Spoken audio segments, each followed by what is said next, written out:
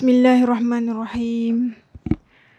Ila hadratan nabiyina Muhammad sallallahu alaihi wasallam wa ila kafatil anbiya'i wal mursalin wa ila jami'al muslimina wal muslimat wa ila arwahil muslimina wal muslimat. Al-Fatihah. A'udzubillahi minasyaitonir rajim. Bismillahirrahmanirrahim. Alhamdulillahi rabbil alamin arrahmanir rahim maliki yaumiddin iyyaka na'budu wa iyyaka nasta'in. Ihdinas siratal mustaqim siratal ladzina an'amta 'alaihim ghairil maghdubi 'alaihim waladdallin. Amin. Bismillahirrahmanirrahim.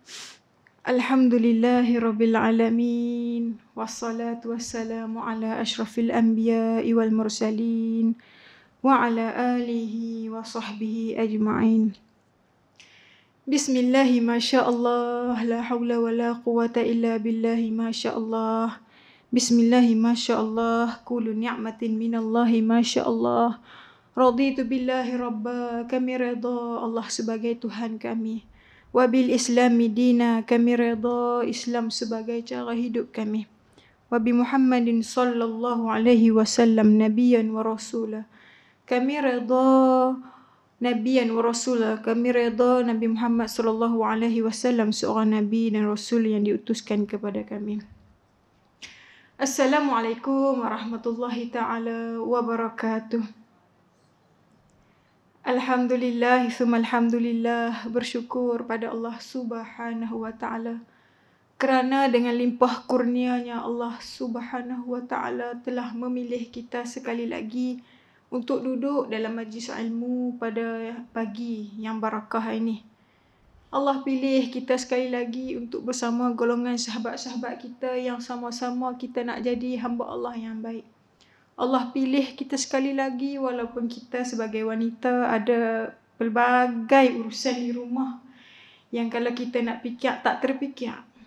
Banyak urusan kita, tapi Allah gerakkan hati kita, Allah gerakkan langkah kita, Allah campak dalam hati kita berasa lazat nak mengaji, berasa lazat nak isi masa dengan masa perkara yang baik. Allah mudah urusan sampailah kita duduk dalam majlis ilmu pada pagi ini. Sebenarnya bukan saja-saja. Sebenarnya itulah taufik hidayah daripada Allah Subhanahu wa ta'ala, yang mana tanda Allah sayang pada seseorang hamba. Bila mana Allah sayang kepada satu-satu manusia, maka Allah akan yuwafiquhu li'amalin soleh qabla mautih. Maka Allah akan bagi pada orang itu yang namanya yuwafiquhu, taufik kepadanya, li'amalin soleh qabla mautih. Untuk apa? Untuk li'amalin soleh, untuk dia dapat buat amal soleh qabla mautih, sebelum dia meninggalkan dunia ini.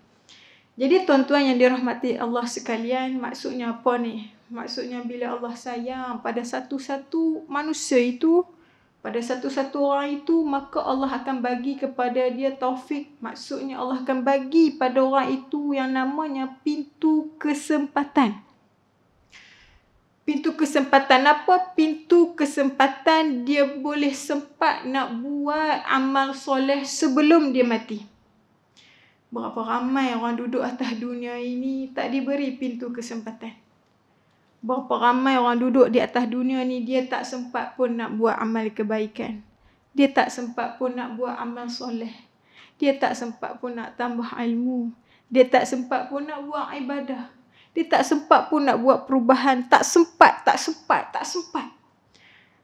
Berapa ramai orang duduk atas dunia ini tak sempat, maka tanda Allah sayang pada satu-satu orang itu bila mana Allah bagi kesempatan dia sempat, yuwafiquhu, Allah bagi pada dia taufik, bagi dia sempat, dia boleh buat li'amalin soleh, amal soleh qabla mauti, sebelum dia meninggalkan dunia ini. Jadi itulah tanda Allah sayang kepada satu-satu manusia. Sebab itu kita kena ucapkan berterima kasih pada Allah. Alhamdulillah. Terima kasih pada Allah. Allah bagi kepada kita nikmat iman dan Islam. Allah bagi kepada kita nikmat lazat nak buat ibadah. Allah bagi kesempatan kita boleh juga sempat buat kebaikan pada hari ini. Setiap hari insya-Allah. Insya-Allah kita akan masuk hadis yang ketiga Masih kitab yang sama yang mana kita akan masuk mempelajari berkaitan dengan kematian, yang akan membuka mata kita bahawa dunia ini banyak menipu kita. Bila kita mengaji tentang kematian adalah satu ubat yang paling mujarab yang membantu untuk kita jadi orang yang baik dan lebih baik. Siapapun yang pernah buat dosa di atas dunia ini, siapapun yang pernah buat maksiat di atas dunia ini, tak kala dia mempelajari akan kematian, maka hatinya akan menjadi semakin lembut. Tak kala dia mempelajari akan kematian, tempat abadi, tempat yang mana kita akan berada di sana, maka hatinya akan terusik untuk dia memperbaiki hidupnya. Maka sebab itu kita akan insya-Allah khatam kitab ni, usaha khatam. Kita akan masuk hadis yang ketiga, para nabi diberi pilihan ketika sakaratul maut. Bismillahirrahmanirrahim. An Aisyah radhiyallahu anha qalat sami'tu Rasulullah sallallahu alaihi wasallam yaqul ma min nabiyyin yamrudu illa khuyira baina ad-dunya wal akhirah. وكان في شكواه الذي قبض فيه أخذته بحة شديدة فسمعته يقول مع الذين أنعم الله عليهم من النبيين والصديقين والشهداء والصالحين. صدق الله العظيم. Surah An-Nisa ayat 69. Fa'alimtu annahu khuyyira, rawahul Bukhari. Hadis ini hadis yang sahih, yang mana Sayyidatina Aisyah menceritakan kepada kita suasana kewafatan Nabi sallallahu alaihi wasallam.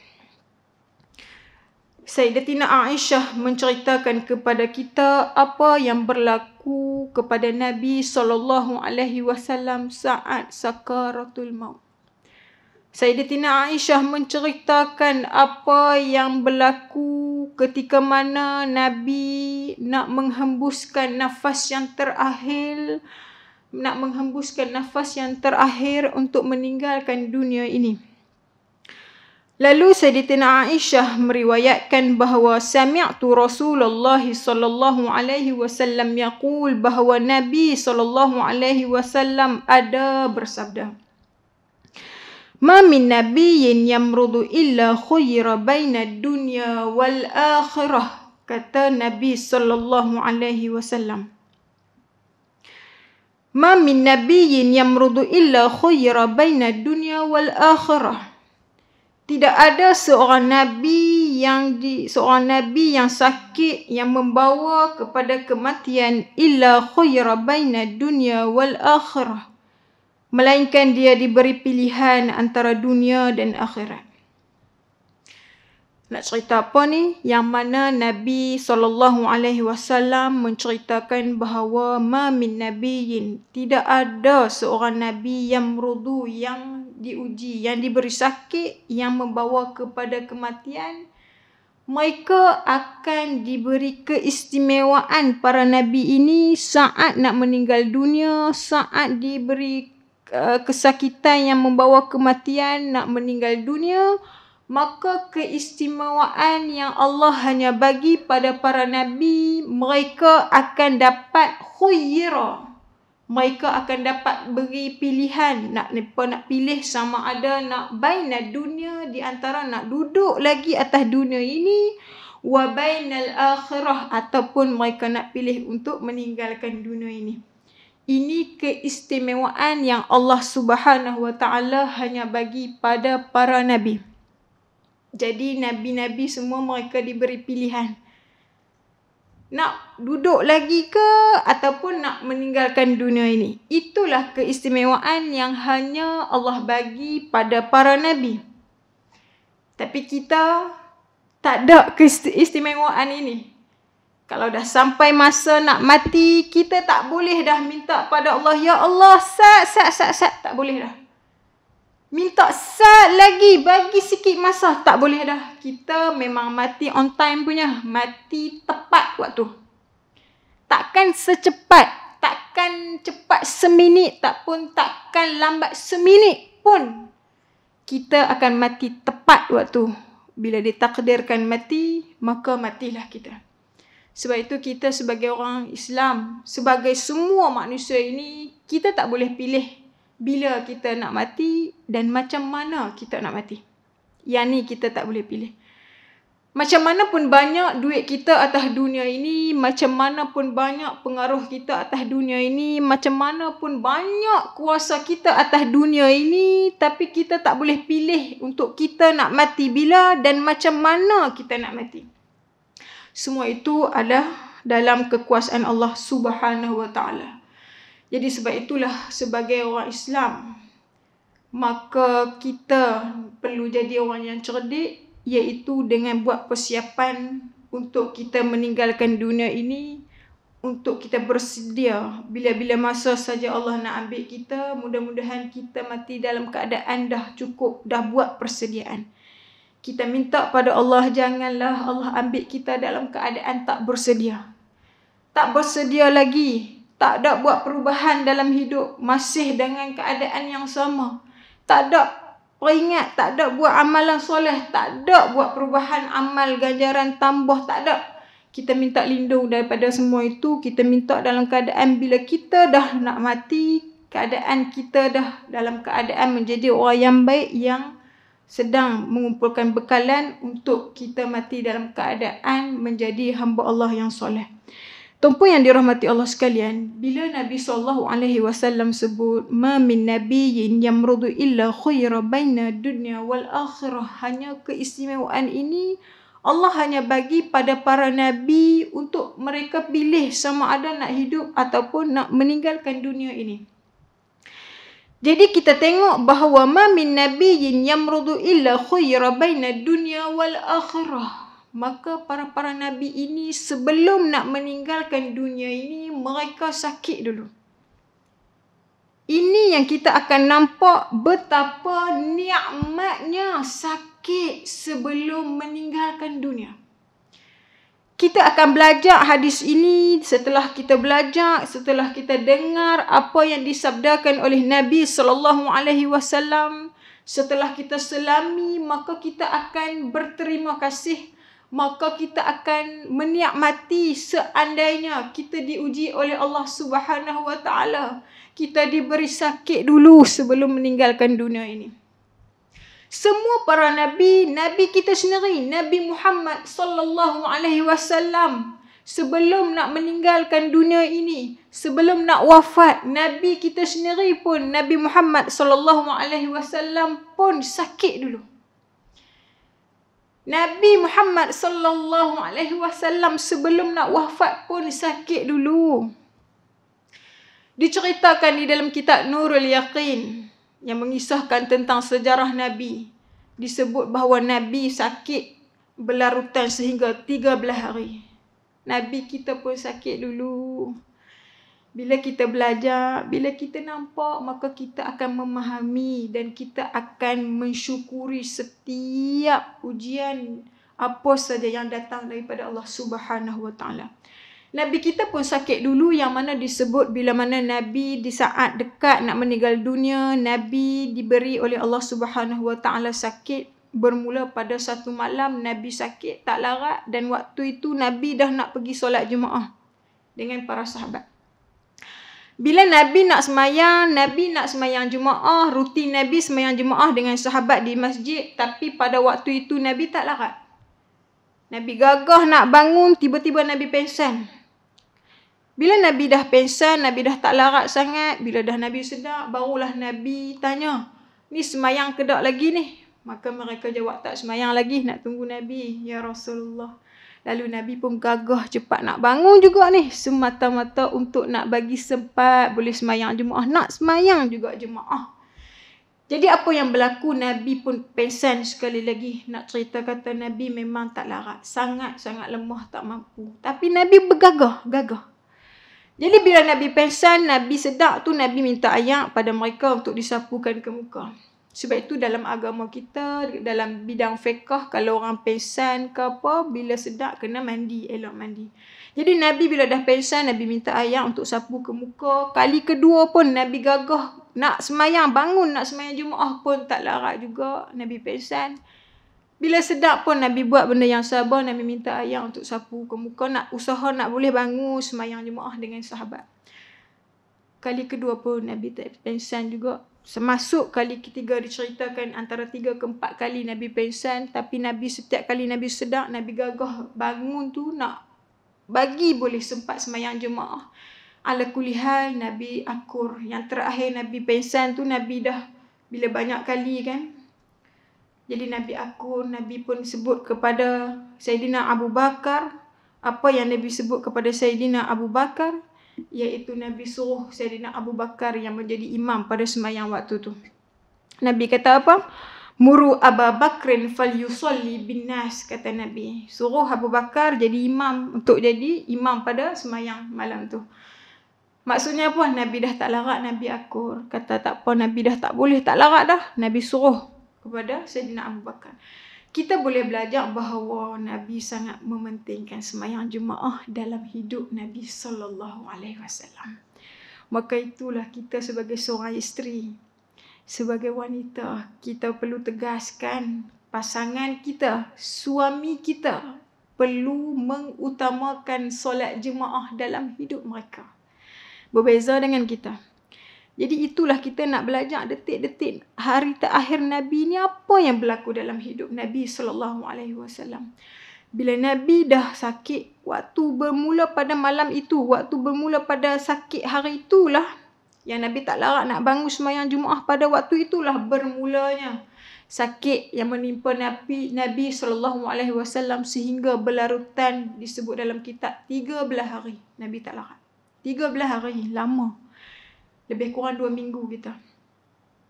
Lebih kurang 2 minggu. Jadi, kita tengok bahawa Nabi kita sendiri pun sakit dulu sebelum meninggalkan dunia ini. Nabi kita pun sakit dulu sebelum meninggalkan dunia ini. Bahkan Imam Syafi'i, yang mana hari ini kita mendapat banyak manfaat daripada ilmu, daripada mazhab Imam Syafi'i. Imam Syafi'i sendiri pun sebelum meninggal dunia, Imam Syafi'i sakit dulu. Kalau kita tak belajar, kita tak nampak, kita tak jumpa semua ini, maka kita tak boleh nak jadi orang yang kuat, sabar ketika mana kita berhadapan dengan ujian sakit. Di antara banyak-banyak ujian, ujian sakit adalah ujian yang menguji tahap kesabaran yang kemuncak. Sakit jangan duk buat main-main.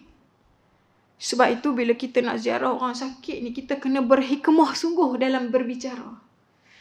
Sebab ujian sakit bukan senang untuk nak sabar.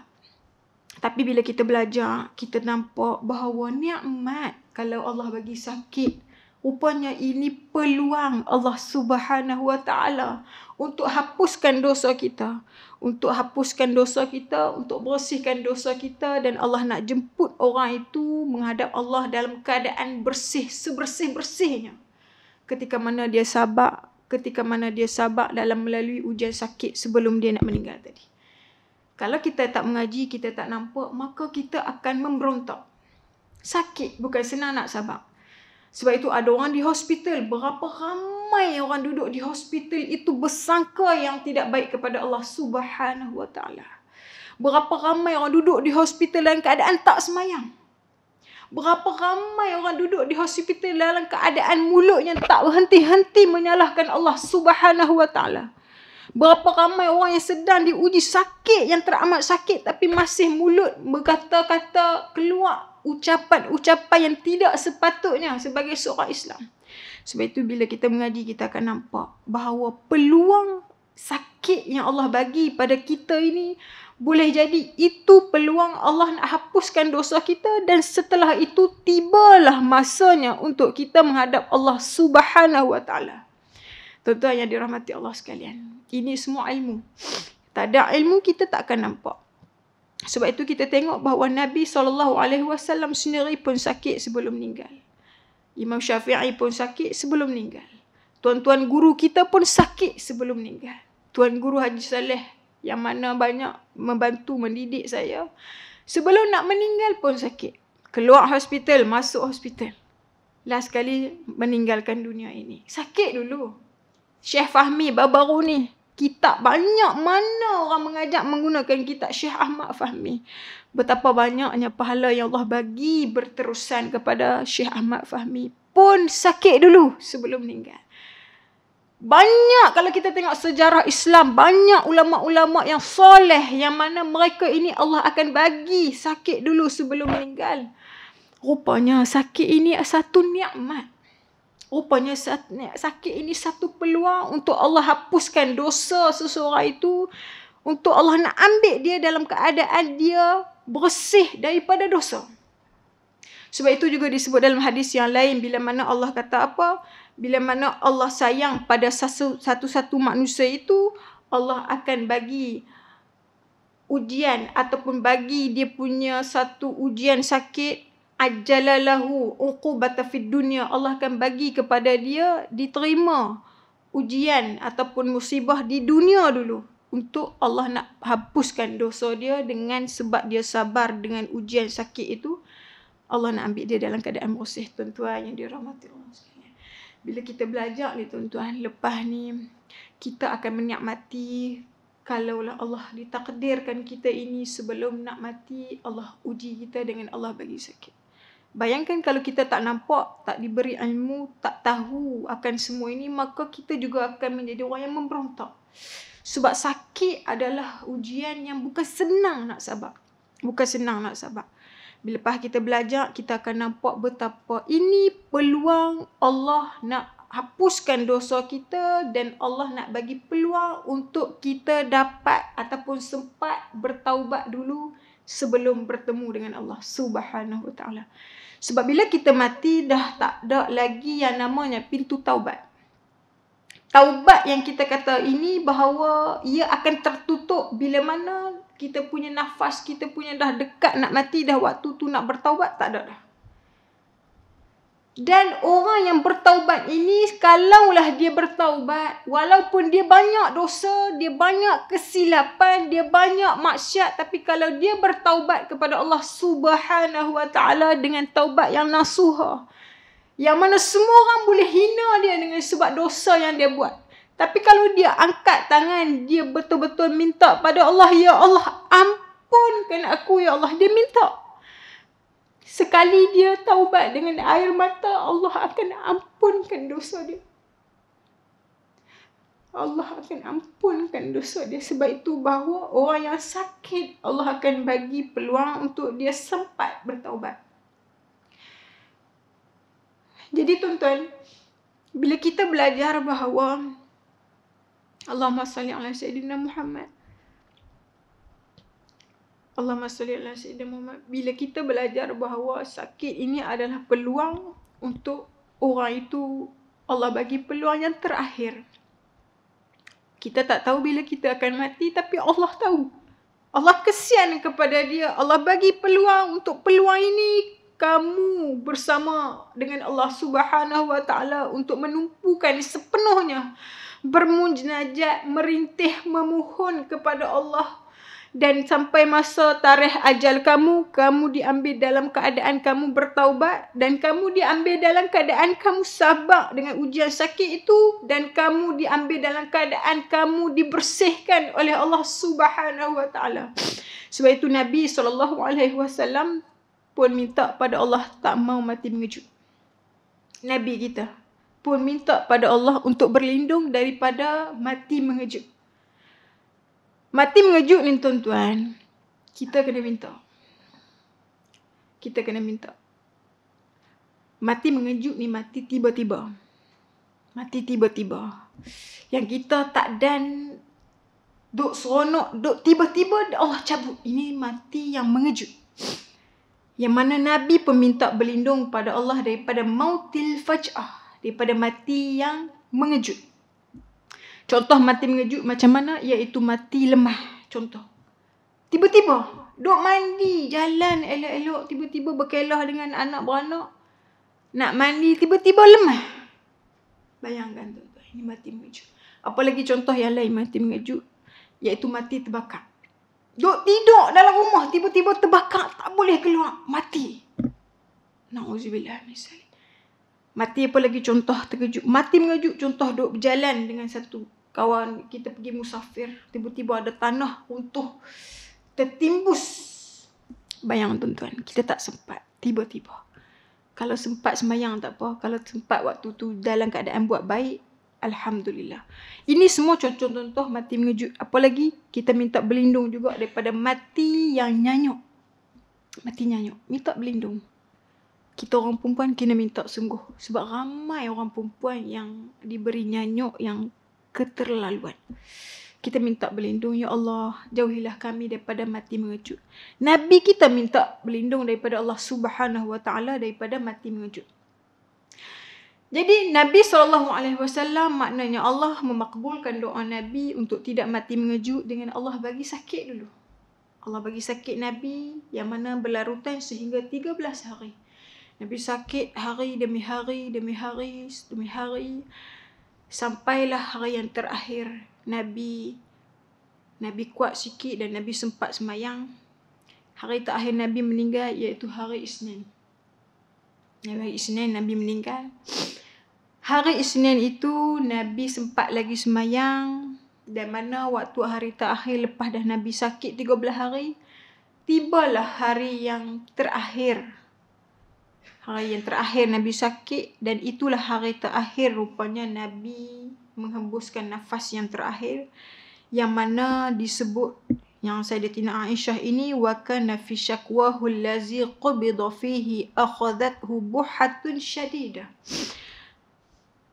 Bila Sayyidatina Aisyah nampak fasa sakaratul maut yang dilalui oleh Nabi kita Muhammad sallallahu alaihi wasallam, lalu Sayyidatina Aisyah menceritakan bila mana saat Nabi dekat nak meninggal dunia, saat sakaratul maut, wa kana fi syakwahu allazi qabida fihi akhadathu buhatun syadidah. Bila Nabi dah saat dekat nak meninggal, sakit Nabi tu semakin, dia punya bunyi, nafas Nabi itu berbunyi agak kuat sehingga kan, sebab waktu Nabi SAW meninggal, Nabi bersama di ribaan Sayyidatina Aisyah. Bila dekat nak meninggal, nafas Nabi berbunyi agak kuat. Dan Nabi sempat mengungkapkan ayat suci Al-Quranul Karim. Apa dia? Yaqulu, Nabi sebut, ma'alladzina an'amallahu alaihim minan nabiyyina was-siddiqina wasyuhada'i was-salihin.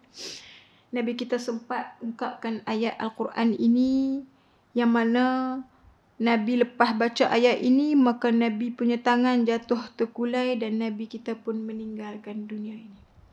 Ini ayat membuktikan bahawa Nabi kita pun diberi pilihan dan Nabi kita memilih ma'allazi. Nabi pilih untuk ma'allazi bersama dengan an'amallahu alaihim, dengan orang-orang yang diberi nikmat oleh Allah Subhanahu wa taala minan nabiyyin, iaitu orang para nabi wasiddiqin wasyuhada'i wassalihin. Jadi bila Nabi mengungkapkan ayat itu, Sayyidatina Aisyah menyaksikan, Sayyidatina Aisyah mendengar apa yang Nabi sebut. Lalu lepas Nabi baca ayat itu, Nabi pun jatuh terkulai, maksudnya Nabi pun dah meninggalkan dunia ini. Maka Sayyidatina Aisyah sebut fa'alim tu, maka aku yakin, kata Sayyidatina Aisyah, annahu khuyyira, iaitu bahawa Nabi SAW ketika itu diberi pilihan oleh Allah Subhanahu wa taala untuk nak hidup ataupun nak meninggalkan dunia ini. Namun Nabi memilih untuk meninggalkan dunia ini dengan Nabi menyebut ma'alladzina an'amallahu alaihim minan nabiyyin was-siddiqin wasyuhada'i was-salihin. Tuan-tuan yang dirahmati Allah sekalian, itulah keistimewaan yang Allah hanya bagi pada para nabi yang mana mereka boleh pilih untuk nak hidup ataupun nak meninggalkan dunia ini. Namun Nabi kita memilih untuk meninggalkan dunia ini. Tapi kita tak boleh pilih dah. Bila kita tiba saat sakaratul maut tu, walaupun kita dah nampak dibuka hijab, kesudahan kita ke mana, Kita tak boleh pilih untuk patah balik kepada Allah. Nak bagi hidup untuk buat baik dah tak ada peluang lagi. Jadi daripada hadis ini kita boleh belajar banyak perkara yang membantu untuk kita jadi baik. Iaitu yang pertama sekali, bila mana kita sebut tentang hadis yang kita bacakan tadi, pertama sekali kita belajar iaitu sakit adalah satu nikmat. Sakit adalah satu nikmat. Hadis ini memberitahu berita gembira kepada kita untuk kita memahami bahawa peluang sakit itu adalah satu nikmat yang hadiah daripada Allah Subhanahu wa taala. Kita bukan nak minta sakit, tapi kalau ditakdirkan diberi ujian sakit, maksudnya sabar dengan kesakitan itu banyak kebaikan dia. Jadi sebab itu kita belajar bahawa nikmat sakit itu adalah nikmat yang tidak terhitung yang Allah bagi peluang untuk kita buat persediaan sebelum bertemu dengan Allah Subhanahu wa taala. Allah masih bagi peluang yang terakhir. Yang kedua, apa yang kita belajar ialah kita perlu minta kepada Allah jangan mati mengejut. Minta pada Allah jangan mati mengejut. Mintalah pada Allah supaya mati dalam keadaan kita sempat buat baik. Macam mana kita nak pastikan kita mati dalam keadaan sempat buat baik? Kita pastikan 24 jam kita ini kita dalam keadaan menjadi orang yang baik. Kita nak mati dalam keadaan husnul khatimah. Nak mati dalam keadaan yang baik. Jadi kita mesti kena pastikan 24 jam kita ini menjadi orang yang baik. Ada orang kata nak mati dalam keadaan husnul khatimah. Tetapi kehidupannya itu tidak mencorakkan cara husnul khatimah. Sebab itu mau tak mau kita kena patah balik.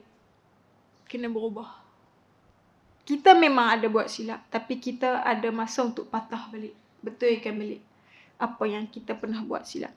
Jadi kita nak dapat mati dalam keadaan husnul khatimah itu, maka kita kena pastikan 24 jam kita ini jadi orang yang baik. Yang paling utama sekali ialah kena selesaikan semayang kita. Kita tak tahu Allah nak ambil kita waktu pagi ke, tengah hari ke, malam. Kita tak pasti Allah nak ambil kita pagi ni ke, malam ke, 24 jam, tak pasti. Tapi dengan kita nak pastikan kita mati dalam keadaan yang baik, bila mana kita pastikan kita setiap hari kena selesaikan semayang dulu. Semayang. Andailah Allah ambil kita dalam keadaan waktu subuh. Pastikan kita tidur dalam keadaan kita dah selesai semayang Isyak. Berapa ramai orang tidur dulu sebab letih. Kata nak bangun dan syak sekali. Tengok-tengok tidur terus. Tidur terus. Esok qada saja. Duk. Itulah kita kata bahawa dengan kita nak pastikan kita boleh mati dalam keadaan yang baik, maka kita kena pastikan kehidupan masa kita itu dalam keadaan buat baik. Yang pertama sekali kita kena pastikan kita punya semayang selesai dulu. Dan yang kedua kita kena pastikan setiap hari kita sempat untuk bertaubat kepada Allah Subhanahu wa taala. Sebelum tidur kita minta pada Allah, ya Allah, ampunkan aku ya Allah. Taubat bukan sekadar merau-rau, menjerit-jerit. Taubat ni benda yang paling mudah. Dengan kita menghambakan, merendahkan diri kita ini bahawa kita sedar kita ni hamba. Kita sedar kita ni hamba dan kita ada Tuhan yang maha mendengar lagi maha pengampun. Maka sebelum tidur kita minta ampun kepada Allah. Ya Allah, ampunkan aku ya Allah. Banyak silap yang aku pernah buat ya Allah. Dan aku nak jadi hamba-Mu yang baik, ya Allah. Di saat kita lafazkan kata-kata itu dengan penuh pengharapan pada Allah. Andai kita tidur kita dalam rahmat Allah. Dan andai kita mati kita dalam keadaan yang baik. Sebab kita minta ampun pada Allah Subhanahu wa taala. Jadi tuan-tuan, itulah yang kita boleh belajar. Yang mana kita kena minta kepada Allah. Jauhkan kita daripada mati mengejut yang tiba-tiba.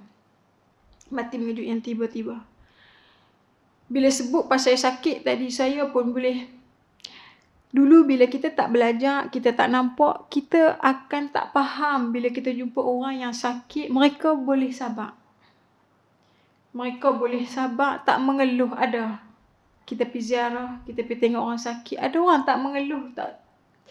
Kita tengok dengan mata kita, kita lihat betapa sakitnya, betapa azabnya, betapa deritanya ujian sakit yang dilalui oleh orang sakit itu.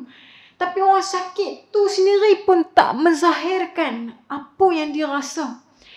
Kita pun yang melihat, yang menziarahi pun rasa tak faham. Kan? Rupa-rupanya orang-orang yang boleh jadi macam ni punya sabak waktu dia sakit ialah orang-orang yang memahami hakikat ini. Memahami hakikat peluang sakit adalah peluang untuk memanfaatkan peluang itu jadi orang yang baik kalau Allah ambil nyawa lepas itu dalam keadaan yang bersih asbab dia sabar dengan ujian. Sebab itulah kita kata bahawa subhanallah, ilmu yang akan bantu ubah hidup kita. Jadi sebab itulah saya tengok bahawa pengajian ini banyak membantu. Yang kedua kita sebut dah tadi, kita minta supaya Allah jauhkan kita daripada mati mengejut. Kita juga kena minta supaya Allah bagi kesabaran kalau kita ditakdirkan menerima ujian sakit. Kena minta. Sebab sabar ni adalah perkara yang paling susah. Sebab itu sabar banyak disebut dalam Al-Quran. Sabar benda yang paling susah. Saya sendiri nak cerita bab sabar pun kadang tak boleh sabar. Jadi kita kena minta pada Allah, jadikan kami ya Allah orang yang sabar ya Allah. Jadikan kami orang yang sabar ya Allah. Kita ni hamba. Kita minta pada Allah. Sebab apa? Sebab kalaulah kita ditakdirkan ujian sakit, dah bagus kita faham bahawa peluang untuk kita jadi orang baik, manfaatkan peluang itu sebelum kita bertemu dengan Allah. Tapi kalau kita tak boleh jadi orang sabar, takut jadi tak boleh nak kuat untuk berterusan berhadapan dengan ujian sakit itu. Jadi sebab itu kita kena juga minta pada Allah, jadi orang yang sabar. Ya Allah, jadikan kami orang yang sabar ya Allah di saat menerima ujian darimu ya Allah. Dan yang terakhir juga kita kena minta pada Allah bahawa matikanlah kami dalam keadaan husnul khatimah. Kena minta.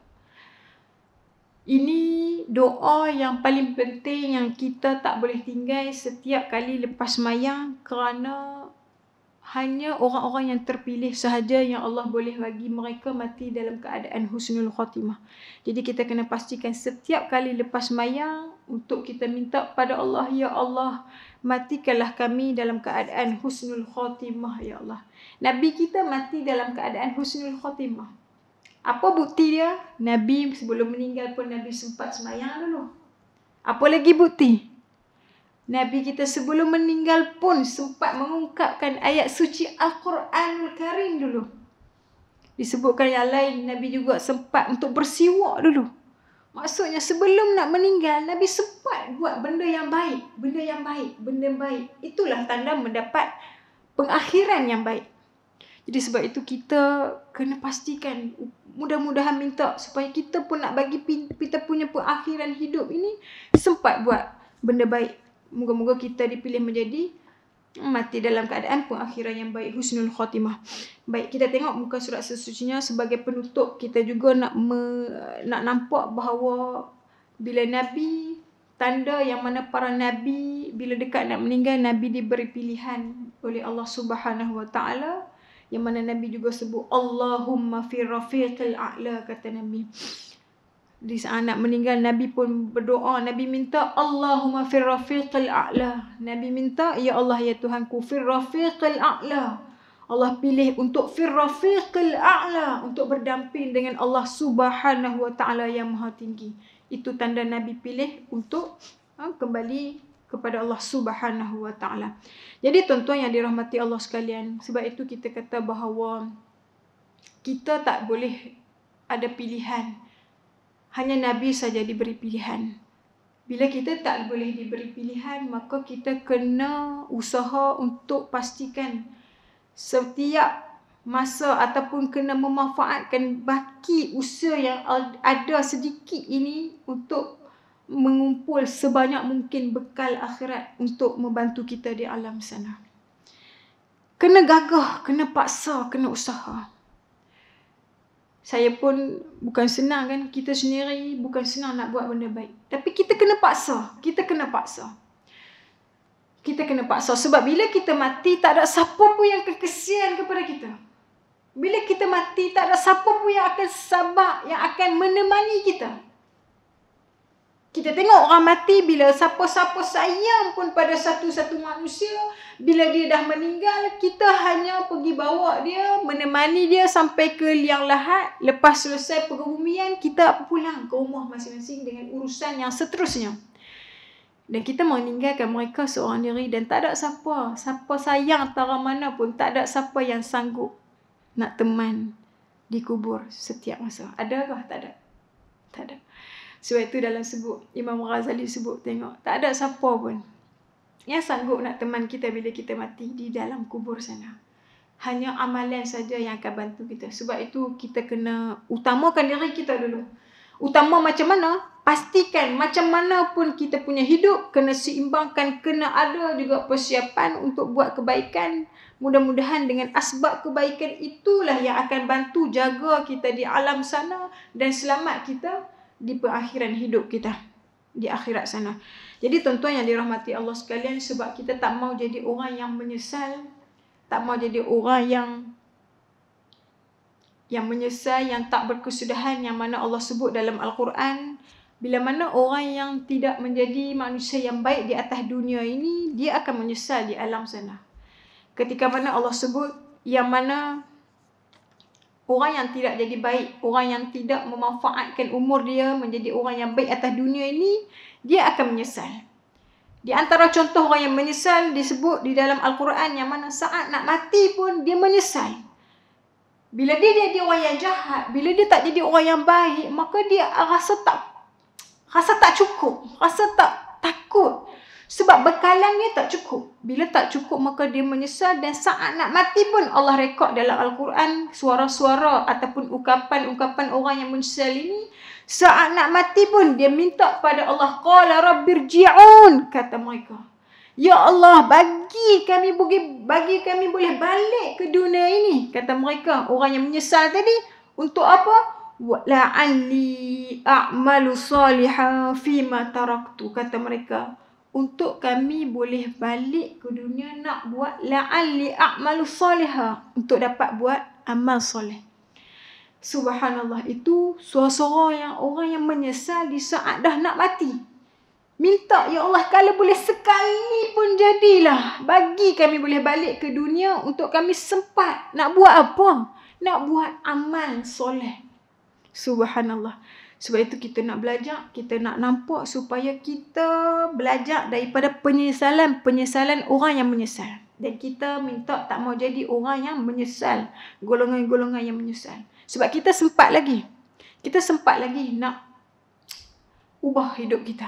Kita sempat lagi nak perbetul kehidupan kita. Sebab kita tak boleh, orang kata kita mampu lagi, sebab kita masih ada umur yang diberi oleh Allah Subhanahu Wa Taala. Jadi kita belajar daripada orang yang dah menyesal supaya kita pun tak tergolong daripada golongan yang menyesal seperti itu.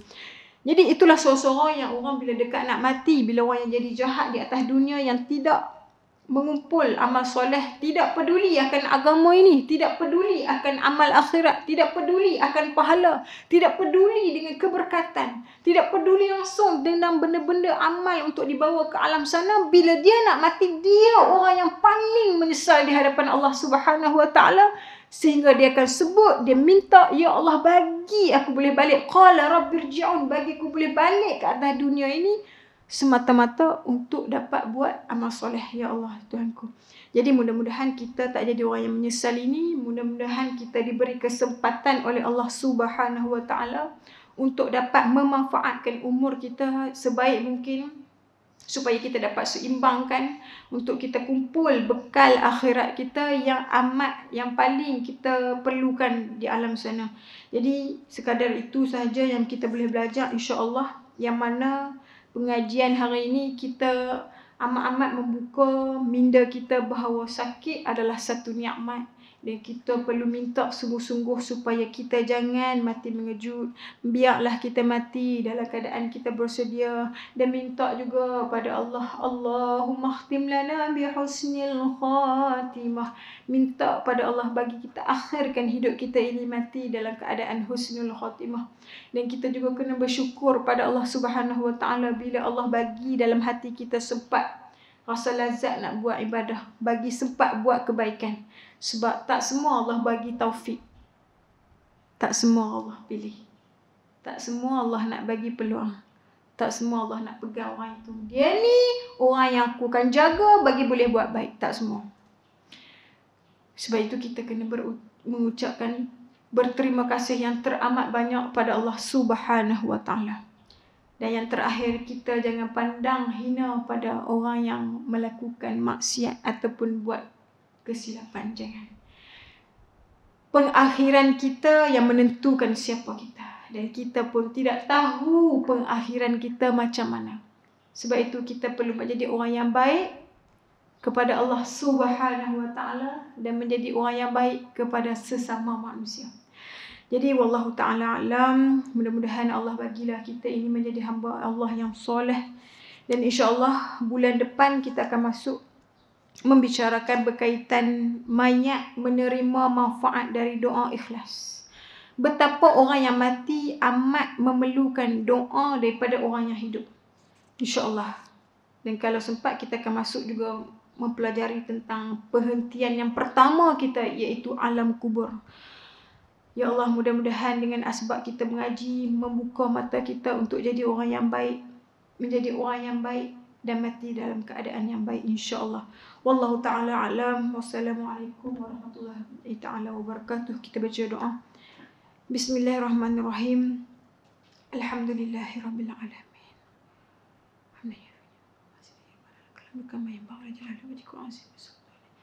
Ya Hayyu Ya Qayyum birahmatika astaghfir. Allahumma khtim lana bi husnil khatimah. Allahumma inna nas'aluka ridhaka wal jannah wa na'udzubika min sakhatik. Allahumma khtim lana bi husnil khatimah wa la nahtim lana. Allahumma inna na'udzubika min mautil faja'ah.